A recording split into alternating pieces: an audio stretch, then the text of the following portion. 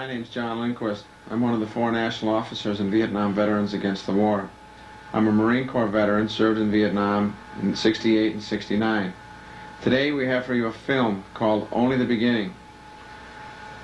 This is a documentary about a limited incursion by Vietnam Veterans Against the War called Dewey Canyon 3 in April of 1971.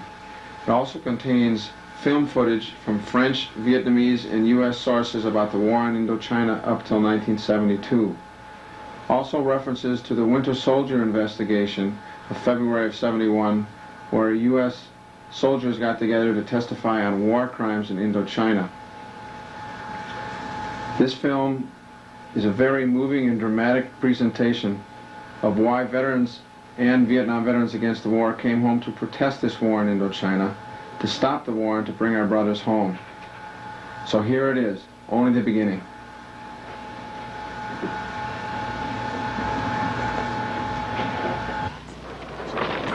This is an honorable discharge. It says, from the Armed Forces of the United States of America, this is to certify that Alan Wallace Morentz, Airman 2nd Class Regular Air Force, was honorably discharged from the United States Air Force on the 23rd day of May, December '66. Down at the bottom it says, this is an important record, safeguarded. For Skip Wall, Sheriff, Sarasota, Florida, an Army Commendation Medal, and all my stuff. Terry DeMont, Fort Lauderdale, Florida, Purple Heart, and CIB. Ron Polanski, Floral Park, New York, a lot of shit. Walt Kurtz, Tennessee, 4 Bronze Stars. Right on. I pray that time will forgive me and my brothers for what we did. And only those lumping pigs behind those closed doors have to suffer, and not the young kids and the unborn kids.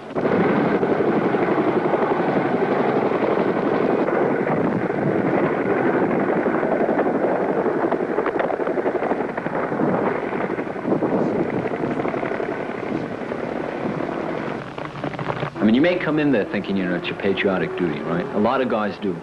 I mean, they come out of families where there's a long tradition of patriotism.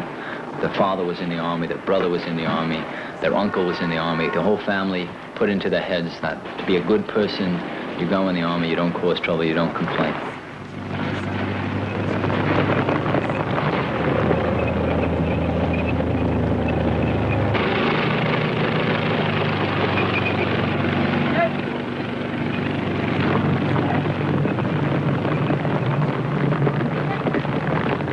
I got drafted into the Army.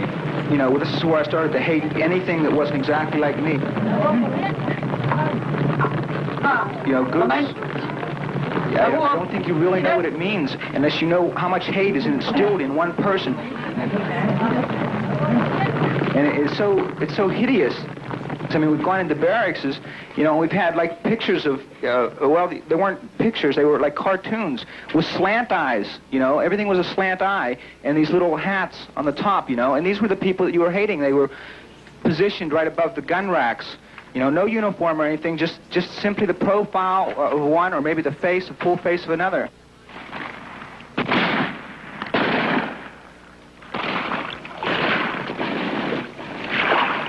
I remember in basic training there was a film, and the communists were 2 white people, I guess Russian, who came into an Asian village and deceived all the Asian people into stirred them up and got them fighting. And that's the image that the Army tries to give you. So a guy comes in and he finds out that a communist is an 18-year-old kid, or a woman with children, or any number of people who are just everyday people fighting for their survival.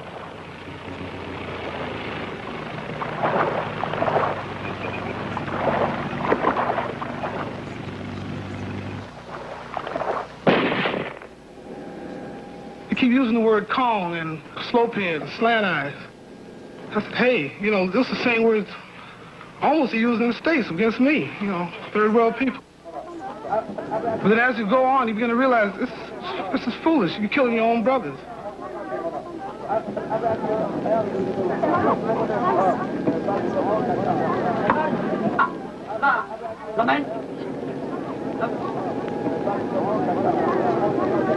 The thing that is happening in Vietnam now is not new. Approximately a century ago, it was General Sheridan, I believe, who said that the more you kill this year, the less you'll have to kill next year. He wanted to find a person to do this, and the person he got was Custer. Custer may not have known it, but he was on the search and destroy missions. And he may not have known body counts, but if he heard it, he would have known what it was.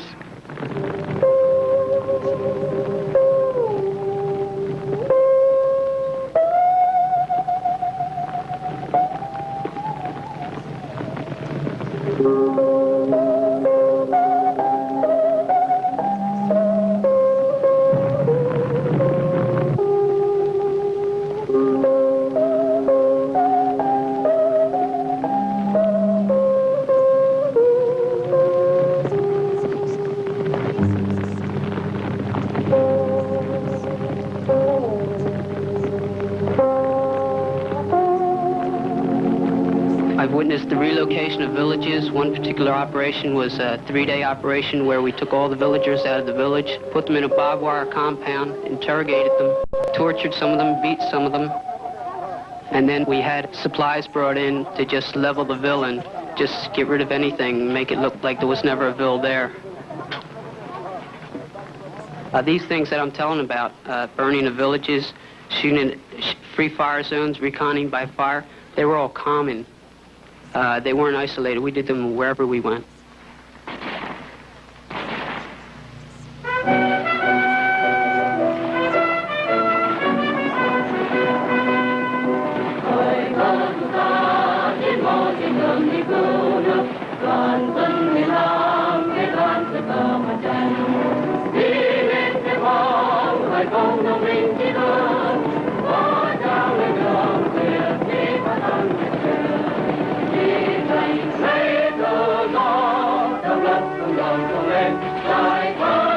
I know I don't belong here. It's not my war. It's their land. They were born here. What am I doing here? And it's the same fight in Laos and Cambodia. The whole Vietnamization thing is a joke. The White House set up its stooges in Saigon and in Vientiane and in Phnom Penh, and nobody's fooled.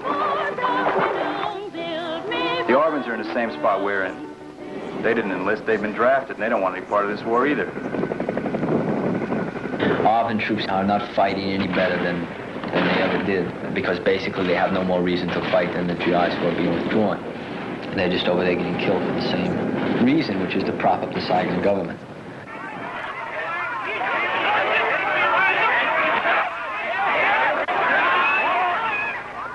Disabled war veterans protesting a government benefit policy which didn't grant them enough money to stay alive on, tried to march on the presidential palace. They were warned beforehand that their protest was forbidden, but they could not believe that the government would use force against veterans disabled in the service of their own country.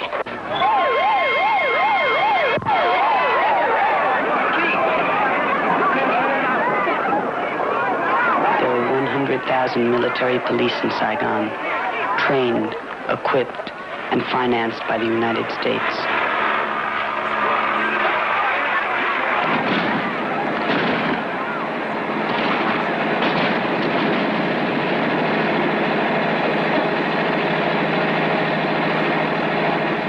The guys are really confused about what's happening. You talk about it all the time, and people begin to come up with sort of partial answers to why that it's a bad government. It's the rich people. It's the people that don't have to go in. The people whose sons don't have to go in. That big business is behind the war. That it's generally understood as that the reason you're there is because some rich people want to use you, and you're poor. If you weren't poor, you wouldn't be there. I mean, if you had a father who was a businessman, you wouldn't be there. Then there's this incredible rage because you're trapped inside this uniform. Well, yeah, there's a lot of mistakes, but, you know, the grunts don't always do what the captain says, you know. The captain will stay back, he'll tell a platoon or something to go out so many 100 meters, you know. We don't do it. We only go as far as we get out of sight, sit down, and come back in. We don't want to hit contact. That's one thing we don't want to hit.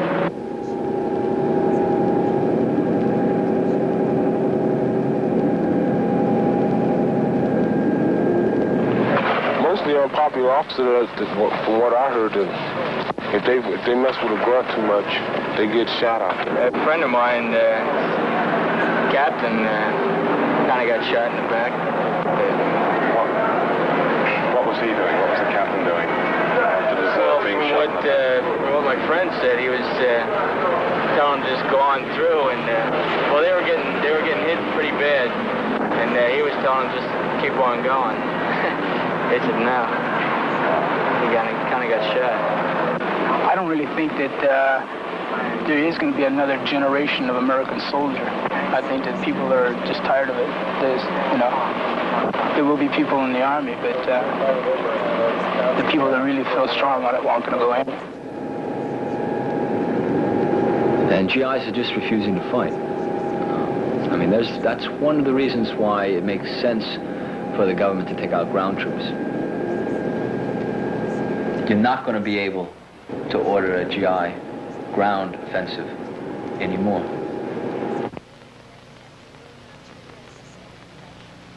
The main thing left is the air power.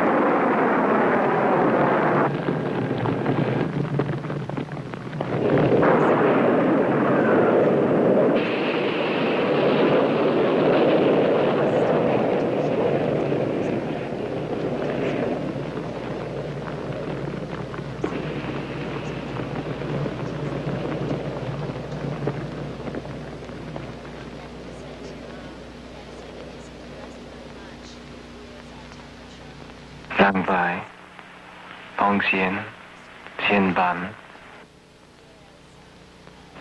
truy xuyên, giải lộc.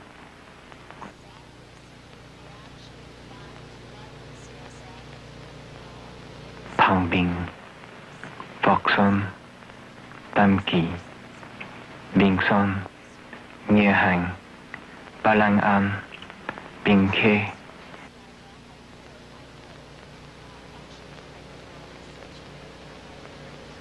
Thái Ninh, Đầu Tiên, Xuyên Học, Ô Môn, Châu Đốc.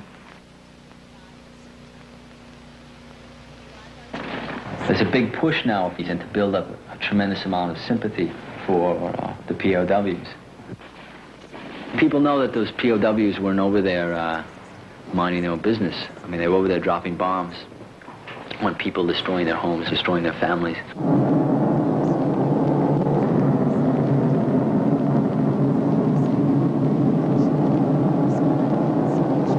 Agent Orange is a chemical defoliant sprayed over Vietnam.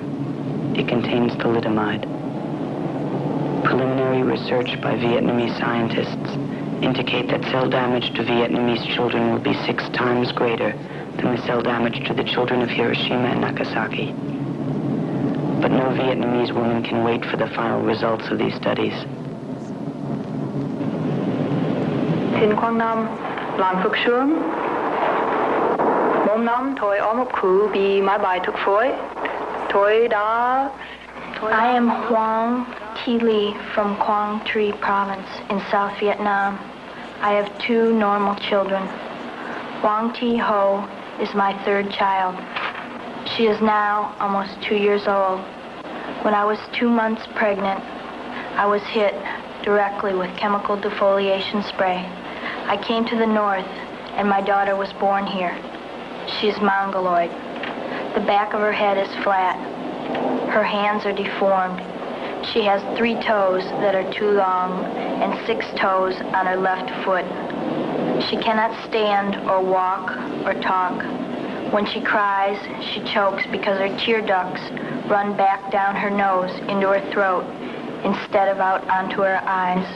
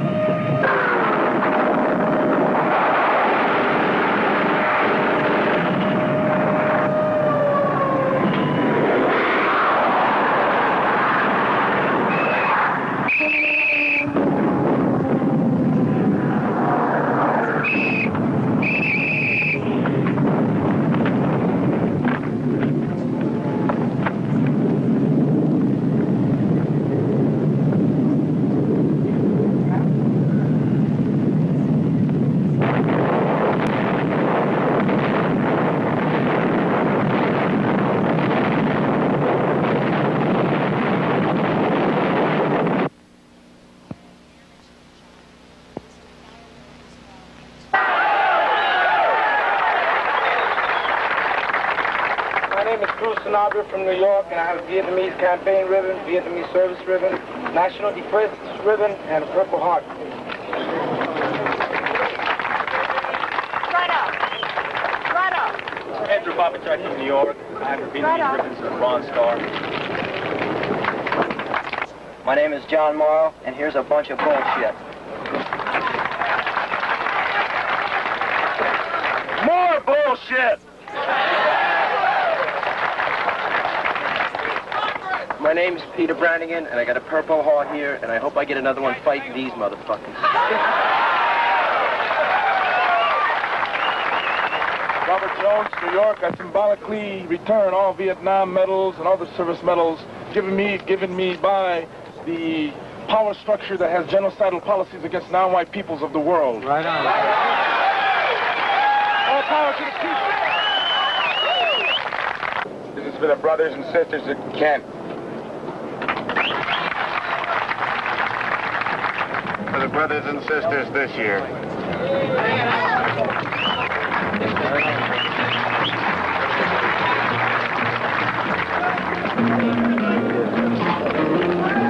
Second Battalion, 1st Marines.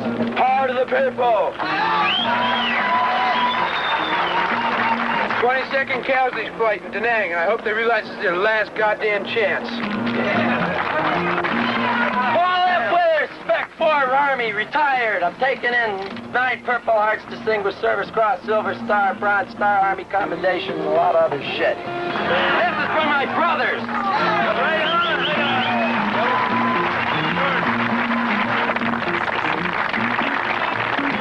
We don't want to fight anymore, but if we have to fight again, it'll be to take these steps. Well, that film, only the beginning, changed my life. I was at that demonstration and I returned my medals. And ever since that day, I've been up to my eyeballs in work for the Vietnam veterans and the veterans movement in general around this country. And this is the type of anger and determination that veterans, their families, and people all across the United States are feeling right now. The cutbacks are cutting deep into the social programs in our country. Veterans are losing their pensions. Agent Orange disabilities, there aren't none. Atomic veterans getting compensated, there isn't any. Veterans are going to D.C., Washington, D.C. once again.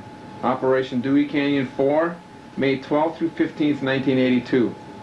If you're interested, if you missed Dewey Canyon 3, you don't want to miss Dewey Canyon 4. Call Vietnam Veterans Against the War at 963-0398. And let's get moving on to D.C.